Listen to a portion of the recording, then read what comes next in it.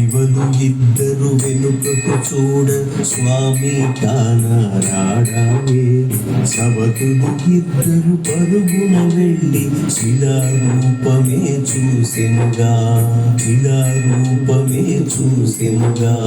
చలనము లేని స్వామిని గాంచి పలుకే లేని పదినే చూసి పదముల చెంతని శిరము వాల్చి గోడు గోడునా విలపించెనుగా, గోడు గోడునా విలపించెనుగా, గోడు గోడునా విలపించెనుగా. వెంకటేశుని చరితము వింటే పాపములన్నీ తొలగు గదా.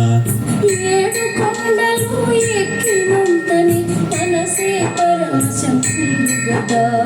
వెంకటేశుని చరితము వింటే పాపములన్నీ తొలగు గదా.